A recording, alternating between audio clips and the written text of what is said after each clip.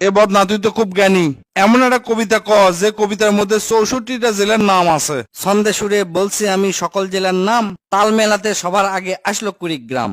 প্রধান জেলা ঢাকা থেকে একটুখানি দূর, এক জেলার নাম নরসিংদী, আরেকটা গাজীপুর। জয়পুরহাট ও লালমনিরহাট দুইটা জেলার নাম, রাজশাহীর নাম উজ্জ্বল করছে মিষ্টি স্বাদের আম। পাহাড় ঘেরা বান্দরবন ও সিলেট খাগড়াছড়ি, ময়মনসিংহের কিশোরগঞ্জে এই লেখকের বাড়ি। নেত্রকোনা সুনামগঞ্জে আছে ধানের মাঠ, সুন্দরবনের কাছে আছে খুলনা বাগের হাট।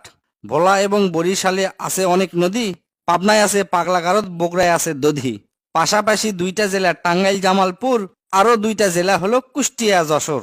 মনের মতো একটা জেলার নাম তার মাগুরা, দন্তান্নতে নারায়ণগঞ্জ, নাটোর ও নওগাঁ। দন্তান্নতে আরো 4টি জেলা বলতে আমি পারি, নবাবগঞ্জ ও নোয়াখালী, নড়াইল, নীলফামারী।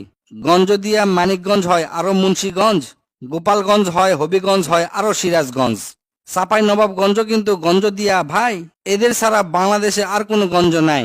রংপুর আর রাঙ্গামাটির নামটা রঙে রাঙা, নামের জন্য আরো সুন্দর চাঁদপুর চুয়াডাঙ্গা।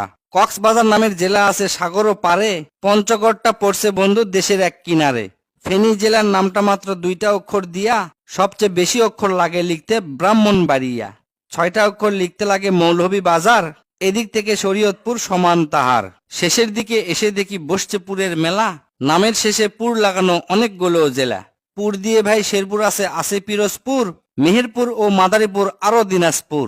ফরিদপুর ও লক্ষ্মীপুর এই দুইটা জেলার সাথে পুরের পালা শেষ করিয়া গেলাম বরগুনাতে। আসার পথে কুমিল্লা ও ঝালকাঠি সহ ঘুরে এলাম রাজবাড়ী, তার সঙ্গে ঝিনাইদহ। গাইবান্ধার নাম বাদে থাকে আর মাত্র এক হালি, তাদের মধ্যে একটা জেলার নাম পটুয়াখালী। এখন শুধু বাকি আছে 3টা জেলার নাম, এদের মধ্যে একটা জায়গা হইল চট্টগ্রাম।